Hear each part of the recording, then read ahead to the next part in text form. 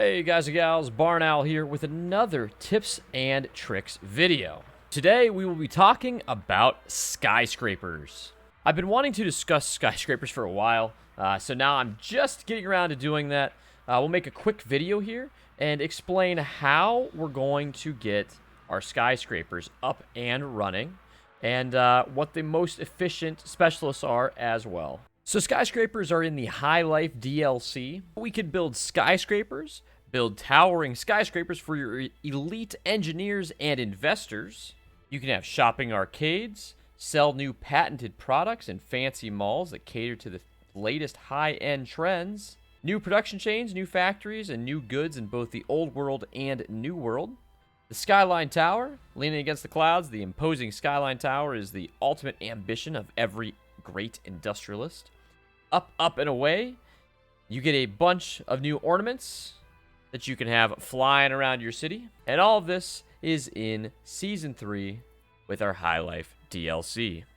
Now, what do you need for skyscrapers? Well, you have to get to the investor level first in order to unlock the skyscrapers. And you can see that the upgrade skyscraper is now in the box where you would normally upgrade the citizen. So notice what we need here. We need brick, you need windows, you need elevators, you need timber, steel, and concrete. And it also costs about 1,000. Once you have that unlocked, you also get to unlock it for the engineers. So the engineers can actually upgrade too. And honestly, I actually think the engineer skyscrapers look kind of cool. I think they actually look cooler than the normal skyscrapers. So it would be kind of neat to intermingle these buildings, right? What happens when we do upgrade these guys? So let's take a look. So we upgrade it. Notice that they weren't costing us anything before, but now they're costing us 1,368 gold.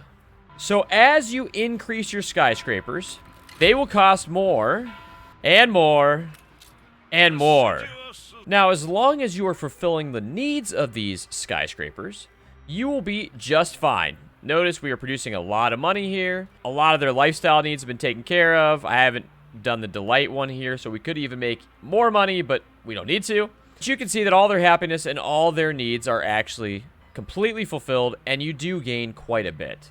So as I stated before, you do need some elevators. I did give you guys another video out there on how I cheesed the Docklands, and I used elevators to my advantage there. So if you haven't seen that yet, check that out, and I'll talk more about the elevators. But as you guys are building your skyscrapers, you should keep your eyes open for a couple specialists. The specialists that I use the most are Mr. Garrick, equipped in the town hall, affects the engineer residence, investor residence, and all skyscrapers.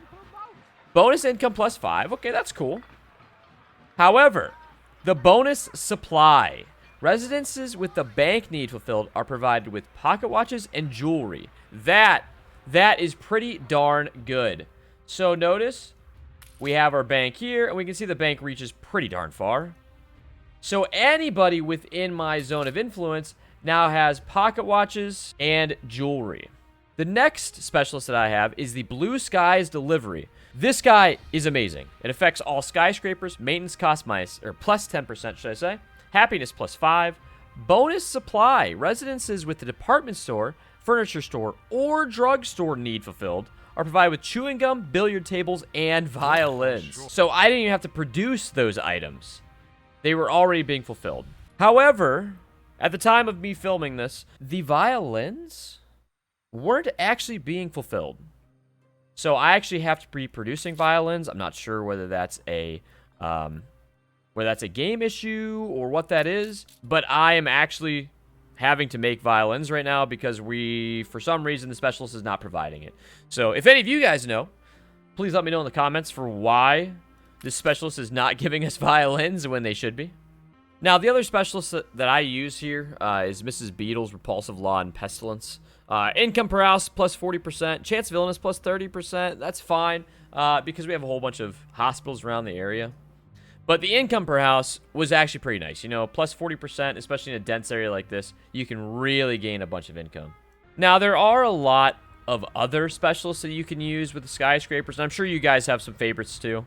I just specifically go for the Blue Skies Delivery and Mr. Garrick.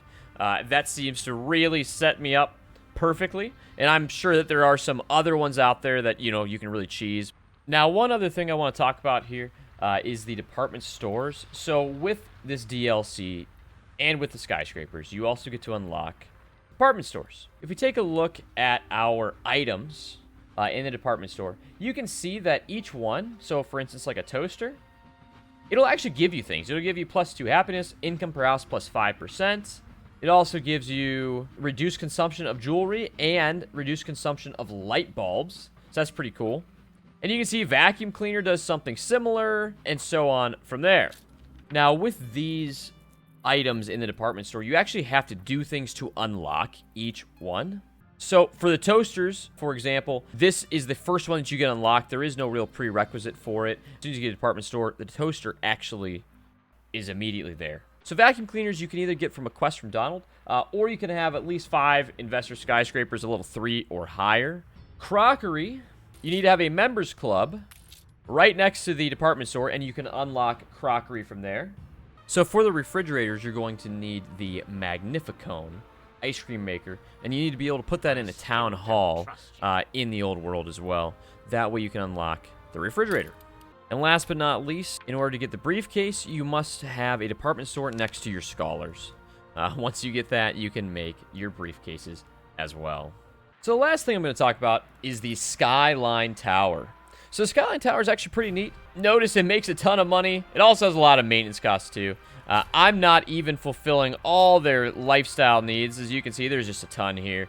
And I'm probably not going to fulfill that. But if you wanted to, you get a lot more population in. And I think right now, yeah, I can have up to 4,000. So I have 3,005 right now out of 4,005. The way that I built the Skyline Tower, I kind of cheesed it a little bit. And let's kind of discuss that. So in order to get the Skyline Tower, level 1 of the foundation phase requires 25 level 5 skyscrapers. And if you haven't noticed, level 5 skyscrapers actually require a lot of goods. So much so that I didn't want to produce that many. So what I did was I upgraded 25 very quickly, started the phase, and then downgraded the 25 to a more manageable level. And I kept doing that as it went up. The next level was 40. The next level 3 was 55. And then level 4 was 75 level 5 skyscrapers. Like I said, I kept upgrading them up to level 5 and then downgrading them once I started the phase. Alright guys and gals, I hope that all of those tidbits that I shared help you guys. Thank you all for watching. And until next time, I'll see y'all later. Take care.